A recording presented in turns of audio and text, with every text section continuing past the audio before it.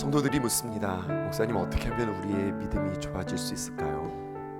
또 이렇게도 질문하기도 해요. 어떻게 하면 우리가 하나님을 더 사랑할 수 있을까요?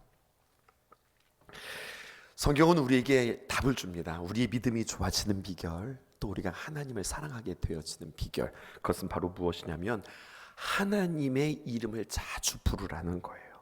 다시 말해서 하나님의 이름에는요, 하나님이 어떤 분이신가, 그 하나님의 성품이 그 이름에 기록되어져 있거든요. 그분의 성품, 또 그분의 마음, 또 그분의 성품과 마음에서 비롯되어진 하나님의 귀한 역사, 이것들을 자주 추구하고 또 보고 탐색하고 묵상할 때에 여러분, 이보다 좋은 비결은 없는 겁니다. 우리는 말라기 이제 마지막을 우리가 마무리하고 있는데요, 다시 한번 그들이 그 고난을 통과했음에도 불구하고, 포로의 생활을 보냈음에도 불구하고 왠지 그들이 또다시 처음의 자리로 돌아가는 것 같아요. 그때 하나님께서 그들의 믿음을 다시 한번 지키고자 오늘 반복하시면서 하시는 말씀이 있습니다. 그것은 바로 무엇이냐면 내가 누구인가를 계속해서 말씀해 주세요. 3장 1절에 보면 만군의 여호와가 이르노라, 3장 5절에 보면 만군의 여호와가 말하였느니라, 3장 6절에 나 여호와는 변하지 아니하나니, 또 3장 12절에 만군의 여호와의 말이니라.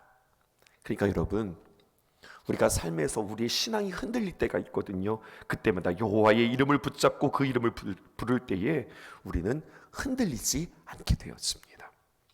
요엘서 2장 32절에 있는 말씀 띄워주실까요? 이렇게 기록되어 있습니다. 누구든지 여호와의 이름을 부르는 자는 구원을 얻나니. 아멘이십니까? 여호와의 이름을 부르는 자는 구원을 얻으리니 이는 나 여호와의 말대로 시온산과 예루살렘에서 피할 자가 있을 것이며 남은 자 중에 나 여호와의 부름을 받을 자가 있을 것입니다. 사도 바울도 이 요엘에 있는 말씀을 알았어요. 그래서 로마서 10장 13절에 있는 말씀에 누구든지 주의 이름을 부르는 자는 구원을 받으리라, 이 말씀을 했던 거죠. 여러분, 이것은 저의 비결이 아니라 성경이 우리에게 이야기하고 있고요, 성경이 아주 구체적인, 특별히 다윗이 참 힘들고 어려울 때 이 방법을 썼어요.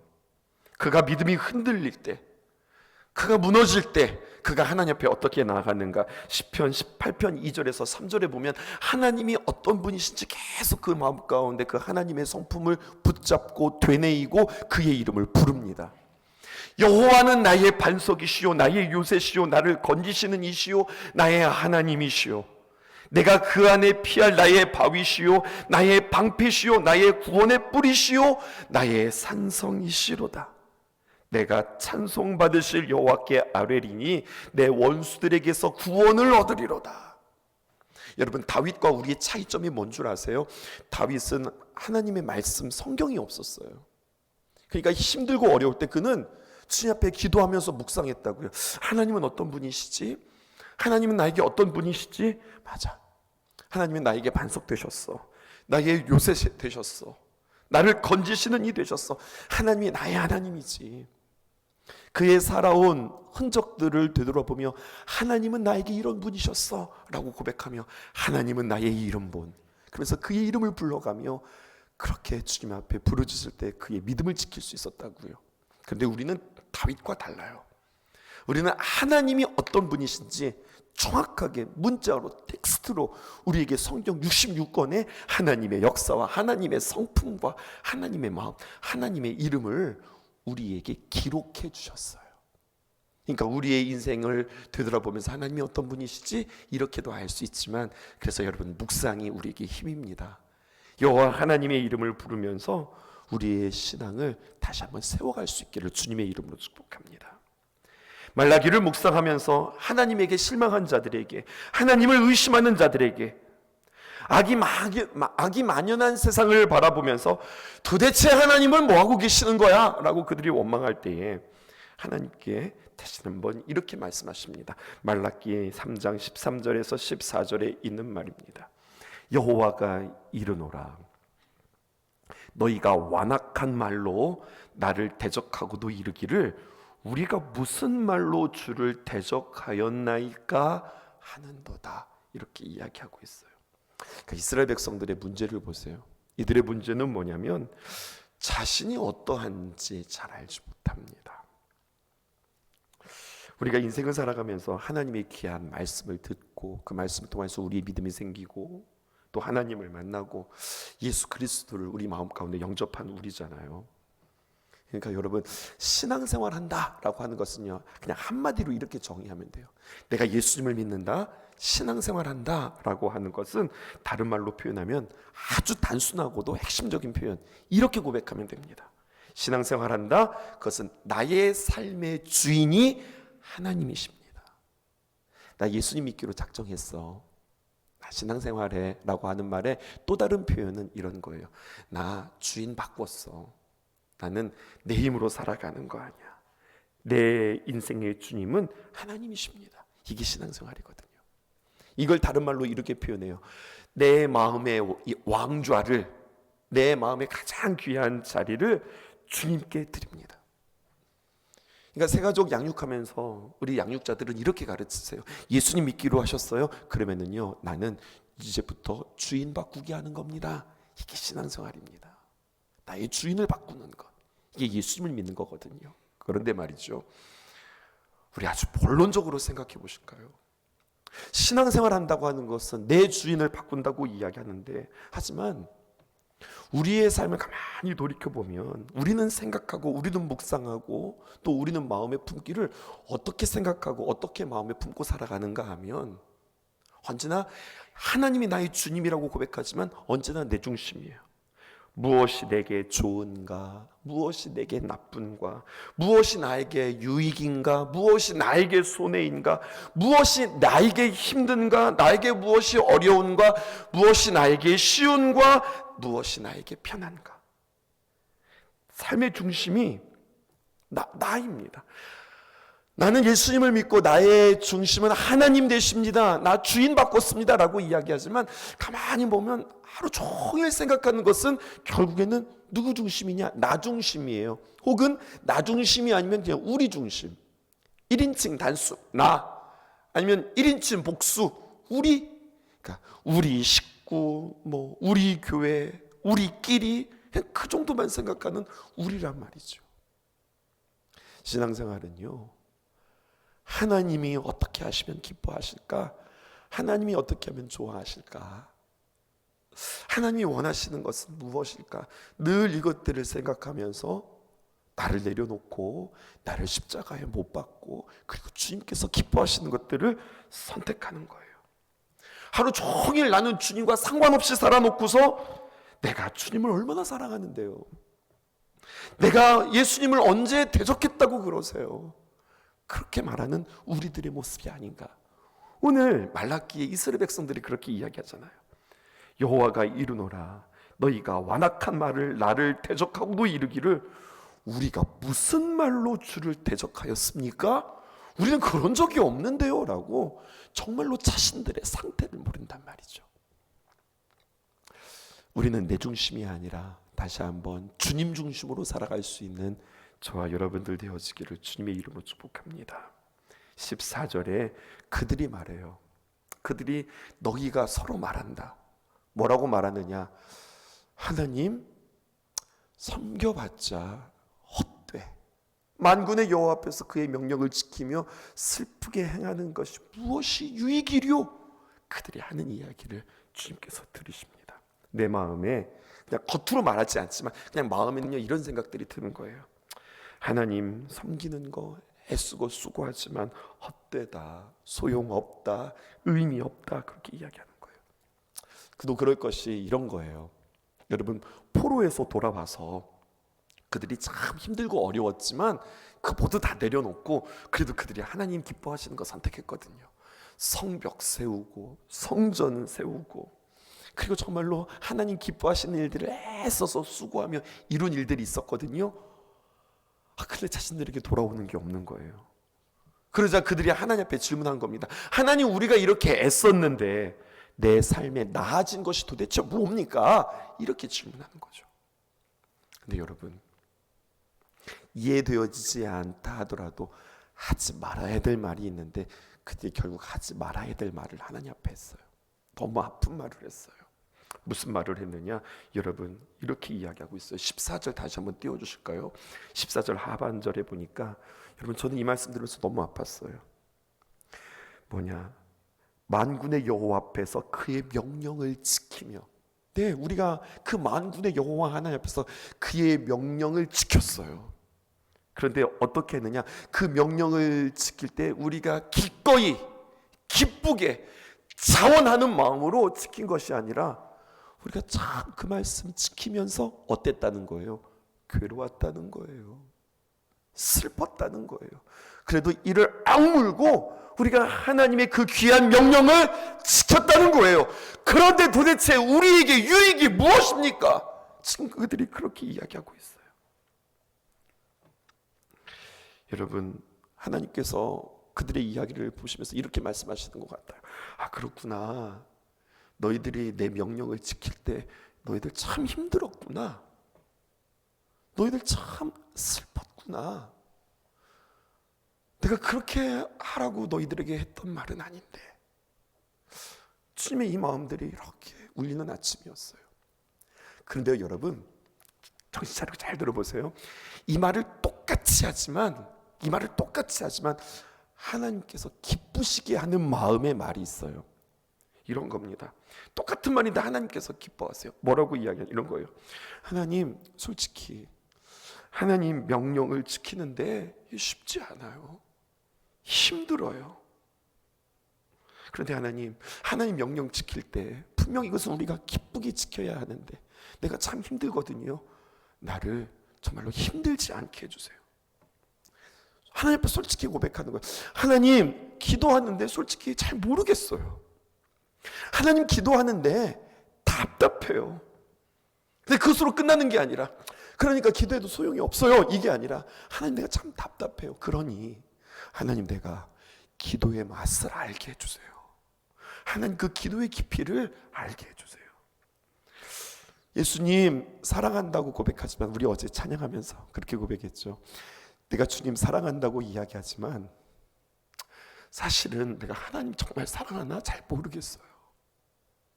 내 마음에 하나님을 사랑하는 마음이 없는 것 같아요. 하나님 내가 사랑하지 않는 것 같아요. 근데 그것으로 끝나는 게 아니라, 하나님, 내 마음에 하나님을 사랑하는 마음을 부어주세요. 다르잖아요.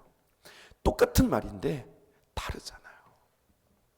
이스라엘 백성들은 정말 하지 말아야 할 말, 만군의 여호와 앞에서 그의 명령을 지키며 슬프게 행하는 것이 무엇이 유익하리요?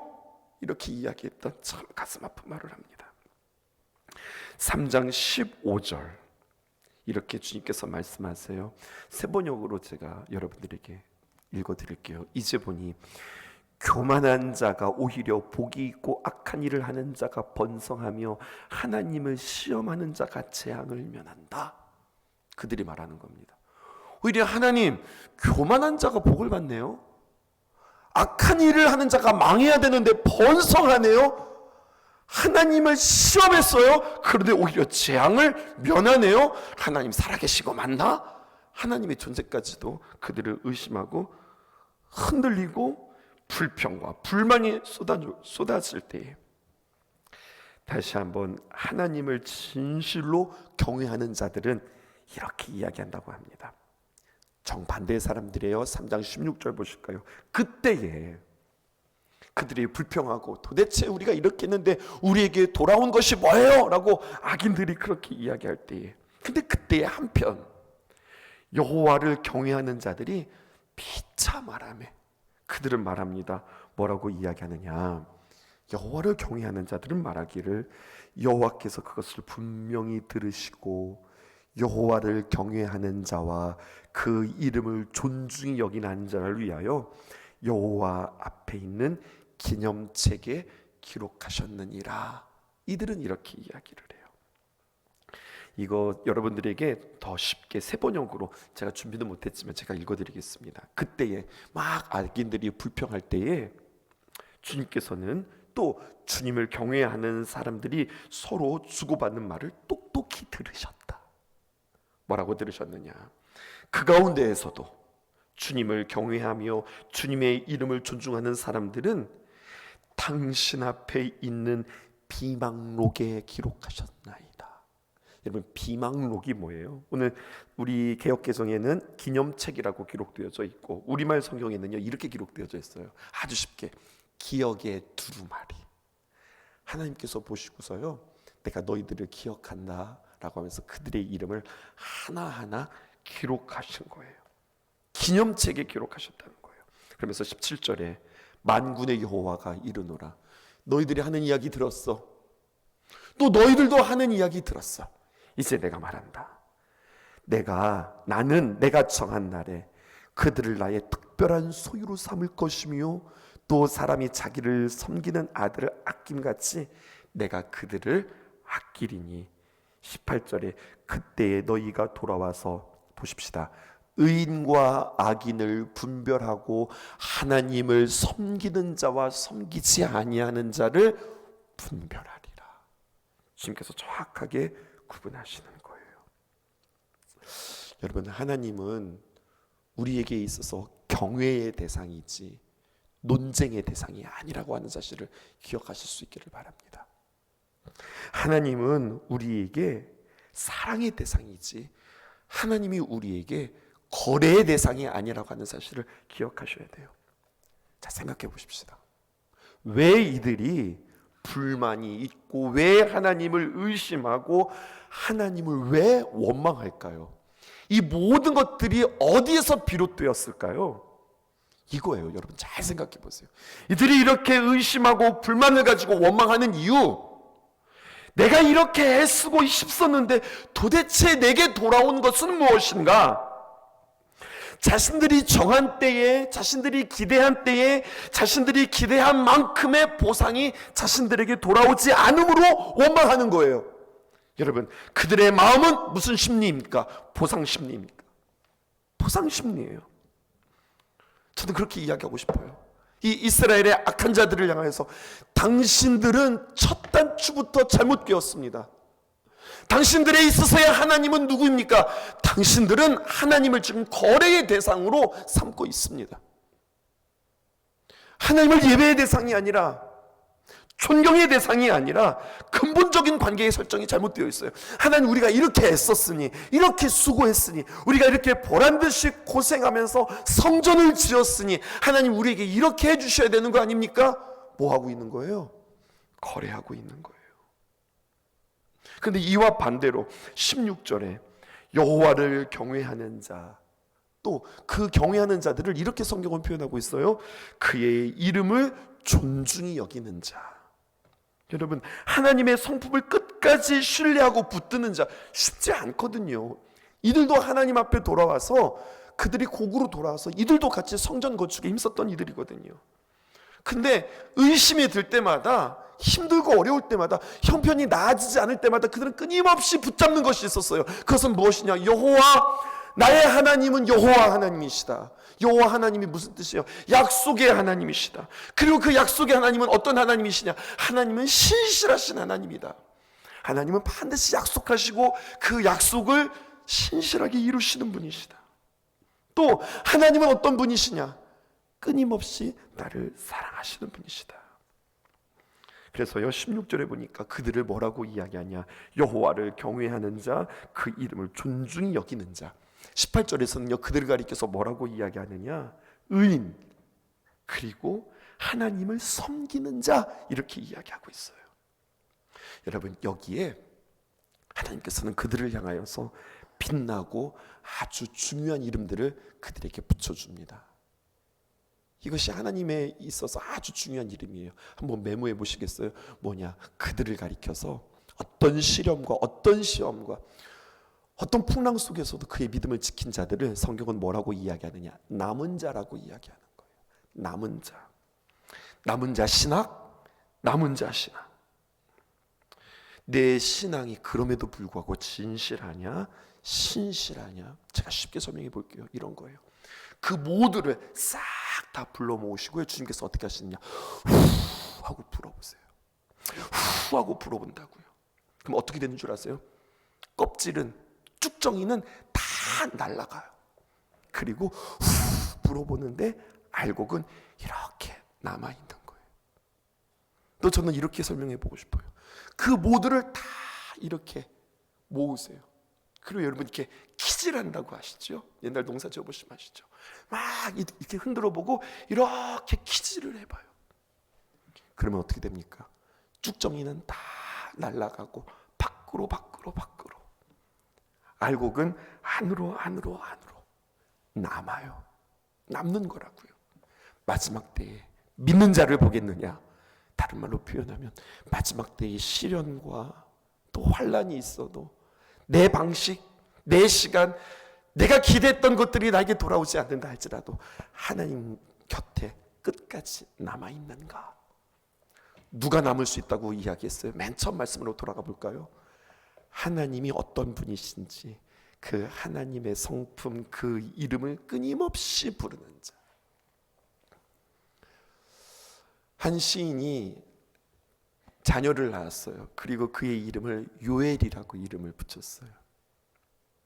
그리고 우리 아이에게 어떻게 하면 참 축복해 줄 수 있을까? 우리 아이가 참 이렇게 자랐으면 좋겠어. 기대하면서 그 아이를 위하여서 찬양을 하나 지었습니다. 요엘에게 부르는 찬양이에요. 그리고 이게 부제이고요. 원래 제목은 이겁니다. 하나님은 너에게 라고 하는 겁니다. 가사 띄워주실까요? 우리 잘 아는 분이 잘 부르는 찬양이에요. 오늘 말씀의 끝곡은 이곳으로 찬양 붙여주시면 좋을 것 같은데, 하나님은 누구시냐? 하나님은 너를 만드신 분, 너를 가장 많이 알고 계시고 하나님은 너를 만드신 분. 야, 엄마 아빠가 너 낳은 거 아니야. 하나님이 너 만드셨어. 너를 가장 깊이 이해하시는 분이야. 하나님은 너를 지키셔. 너를 절대 포기하지 않는 분이시란다.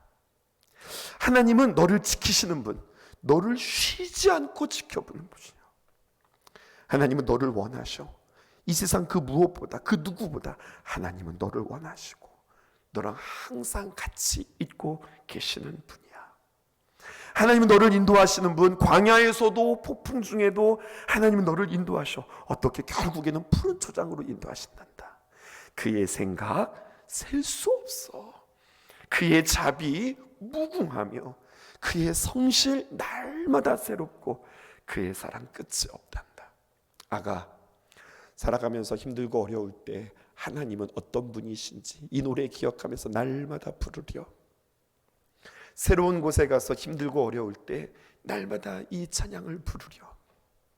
우리가 참 흔들리고 우리의 믿음이 연약해질 때 항상 하나님이 누구신지 이 찬양을 부르려. 아빠의 마음으로 자녀에게 불러준 이 찬양은 오늘 이 말씀을 통해서 우리에게 너무나도 와닿는 것 같아요. 말라기 4장 1절에서 2절에 있는 말씀이에요. 만군의 여호와가 이르노라. 만군의 여호와라고 하는 것은 무슨 말입니까? 모든 사람, 모든 나라, 모든 백성에게 해당되어지는 말씀이에요. 보라! 보라! 이두! 보라! 라고 하는 말이에요. 너희들은 확인하라. 그리고 이 날은 올 것이다. 어떤 날이 오느냐? 용과 노풀 같은 날이 이르니니 교만한 자와 악을 행하는 자 다 지푸라기 같을 것이라. 그 이른 날에 그들을 살라 그 뿌리와 가지를 남기지 아니할 것이로되. 다음 2절, 내 이름을 경외하는 너희에게는 공의로운 해가 떠올라서 치료하는 광선을 비추리니 너희가 나가서 외양간에서 나온 송아지같이 뛰리라.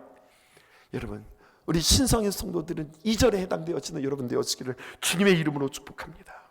말라기는 이렇게 호소하며 말씀을 마칩니다. 뭐라고 말씀하시느냐? 5절, 보라 보라. 5절 말씀입니다. 여호와의 크고 두려운 날이 이르기 전에 내가 선지자 엘리야를 너희에게 보내리니. 여러분, 이거 시기적으로 맞지 않습니다. 엘리야는 이미 왔던 사람이에요. 여러분, 선지서에 보면요, 엘리야는 이미 왔습니다. 이거 좀 나중 이야기거든요. 엘리야를 보내라 무슨 말일까요? 엘리야가 무슨 일을 했습니까? 가뭄의 때에 그를 통하여서 비를 내리게 하셨던 하나님의 귀한 선지자, 다시 말해서 엘리야를 통해서 회복하시는 귀한 역사가 있었어요. 크고 두려운 날이 이르기 전에, 심판의 날이 이르기 전에 독생자 예수 그리스도를 우리에게 보내주시겠다 주님께서 약속하시는 거예요. 그러므로 그래서 성탄절을 앞두고 우리가 말라기를 이렇게 묵상했구나, 우리가 알게 되어지는 거죠. 내가 선지자 엘리야를 너희에게 보내리니. 마지막 6절의 말씀이 결론입니다. 결국 하나님이 이 마음이었어요. 어떤 말씀이 반복되어지는가 보세요. 그가 아버지의 마음을 자녀에게로 돌이키게 하고 자녀들의 마음을 그 아버지에게로 돌이키게 하리라. 돌이키지 아니하면 두렵건대 내가 와서 저주로 그 땅을 칠까 하노라 하시니라. 마지막 날이 이르기 전에, 심판 날에 이르기 전에 너희들은 주님께로 돌아오라. 내가 너희들을 돌아오게 하기 위하여서 독생자 예수 그리스도를 너희에게 보내노라. 그래서 여러분, 예수님께서 오시고 공생애가 시작되어지면서 가장 먼저 선포하셨던 말씀이 무엇입니까? 회개하라, 천국이 가까웠느니라. 회개하라, 무슨 말이에요? 돌아오라, 돌아오라. 주님께서 말씀하세요. 우리의 마음이, 우리의 시선이, 또 우리의 또 신앙이, 또 우리의 첫사랑이 다시 한번 주님께로 돌아오는 귀한 역사가 있기를 주님의 이름으로 축복하고, 여러분들의 신앙이 쭉정이와 같은 신앙이 아니라 알곡과 같은 신앙 되어지기를 주님의 이름으로 축복합니다. 하나님은 나에게 이런 분이세요. 오늘 이 시간 주님 앞에 기도할 때, 맞아요, 하나님은 나에게 참 이런 분이셨어요. 하나님의 이름을 불러가며 하나님이 나에게 행하셨던 그 역사를 기억하며 이 시간 주님 앞에, 맞죠, 하나님이 이런 분이십니다, 고백하기를 원하고요. 여러분 말씀드렸죠, 솔직하게 하나님 내가 잘 모르겠어요, 하나님 내 마음에 주님을 사랑하는 마음이 없어요, 기도가 잘 모르겠어요 라고 여러분들 그냥 그렇게 말지 말고, 그래서 주님 내가 알기 원해요, 하나님 부어주세요, 하나님 은혜 주세요 기도하는 저와 여러분 되기를 주님의 이름으로 축복합니다. 기도하겠습니다. 하나님은 너를 만드신 분, 너를 가장 많이 알고 계시며, 하나님은 너를 만드신 분, 너를 가장 깊이 이해하신단다. 하나님은 너를 지키시는 분, 너를 절대 포기하지 않으며, 하나님은 너를 지키시는 분, 너를 쉬지 않고 지켜보신